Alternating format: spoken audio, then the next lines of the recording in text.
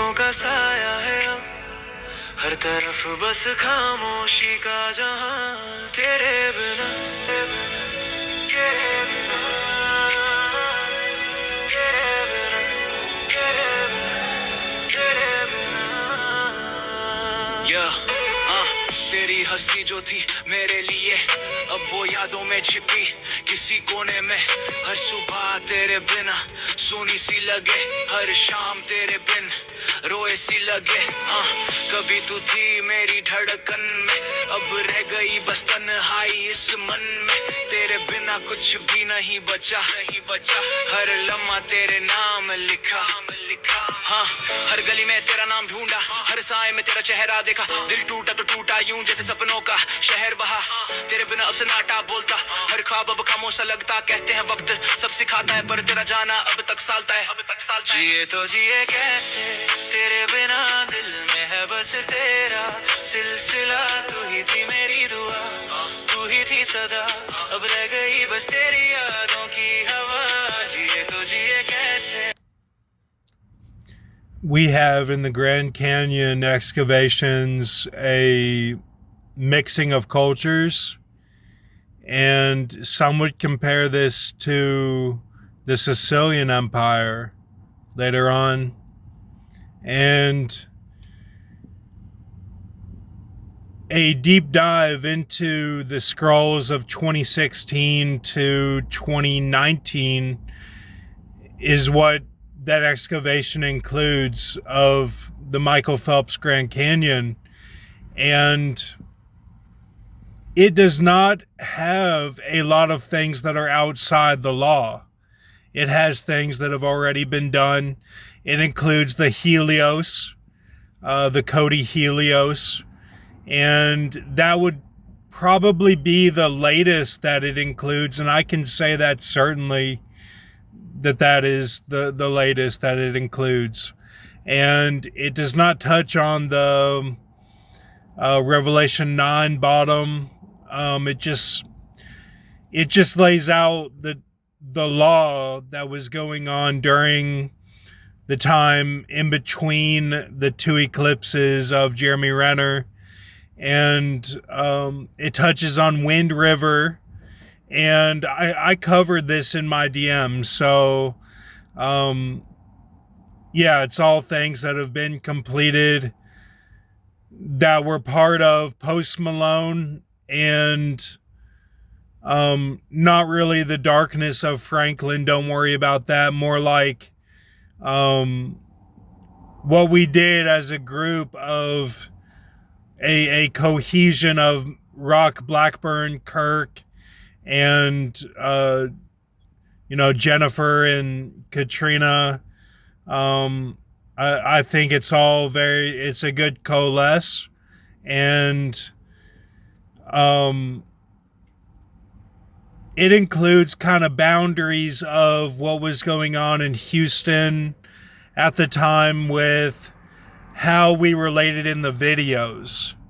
So our relationships are more video based, where the field was getting done, that it was more like an automatic, like one led to another. So that's something that Grox can definitely dive into when he comes back. That would be the first thing that I think he should approach is the Grand Canyon excavation. And that's all Michael Phelps that he had in his deal to do it a little bit later. But those would be more like, they're not burdens that are going to carry like the blood of Obama and Michelle. It's more like these are done. They're finished. So the prophecy would be more like to help people in the Isaiah sense of opening the pit is what I think it would be. So the electric boxes, the trees and water pillars and water tanks, These are things that I see on a daily basis, and yeah, everything's going okay. Yeah, I wouldn't worry about anything. It's all gonna work out. Um, yeah, everybody's doing a great job. तेरे बिना हर पल लगे जैसे सजा तेरे बिना मुस्कुराना मुश्किल हर लम्हा लगे सर्द हवा तेरे जाने के बाद भी मैं तुझसे जुड़ा हर दर्द तेरा अब मेरा बना तेरे बिना अब रातें लंबी सी लगे हर सुबह अधूरी सी लगे तेरे नाम की खुशबू अब भी है तेरे स्पर्श की गर्मी अब भी है हर सांस में तू हर याद में तू दिल में अब भी बस तू ही तू हाँ सुना है लोग भूल जाते हैं मैं क्यों नहीं भूल पाता हूँ तुझे हर बार कोशिश की मिटाने की पर हर लफ्ज में तेरा नाम निकले तू दूर सही पर एहसास वही तेरे बिन अब कोई आस नहीं तू थी तो रंग था जिंदगी में अब सब कुछ बस खामोश सही कहते हैं वक्त मरहम है पर मेरा वक्त अब थम सा गया तू थी जो रोशनी अब अंधेरा मेरा घर बन गया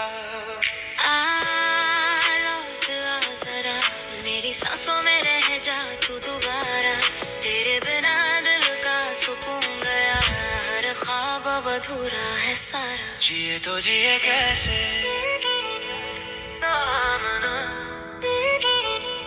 तेरे बिना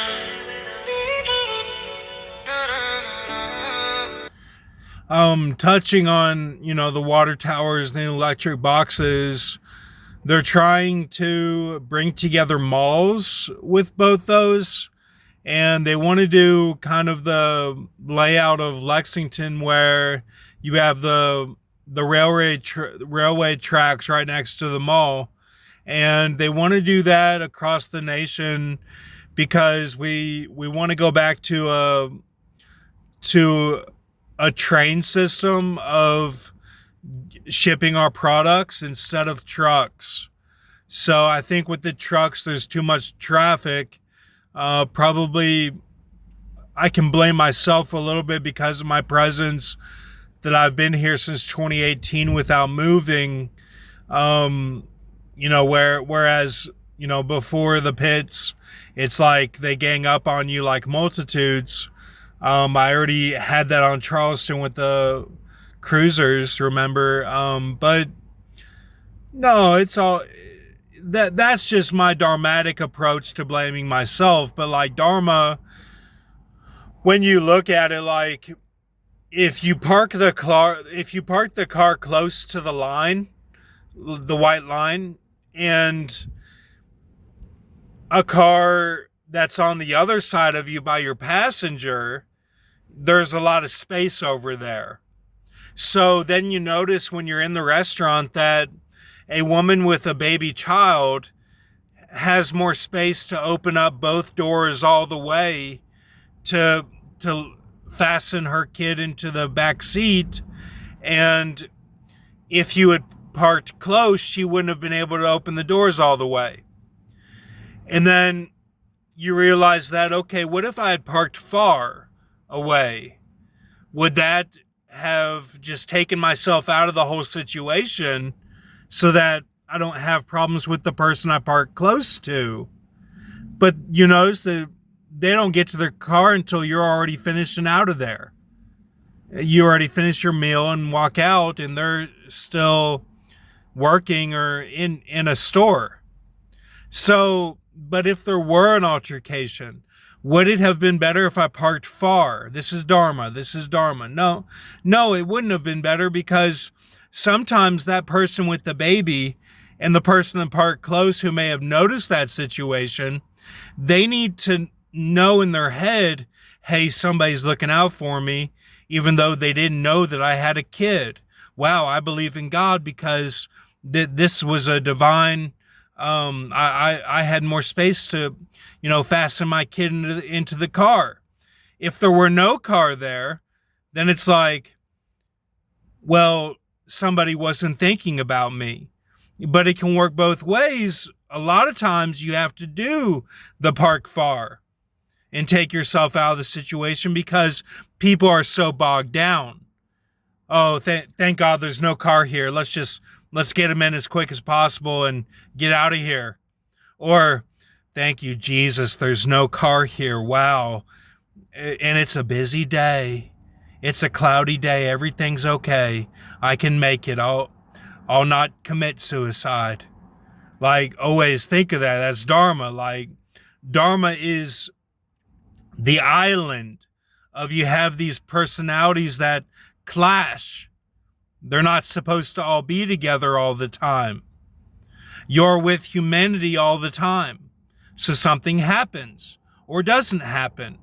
You have to balance taking yourself out of the situation, parking far with, okay, what you think is I'm going to be an asshole and park close to the car next to me on my side and struggle to get out of the car on my side.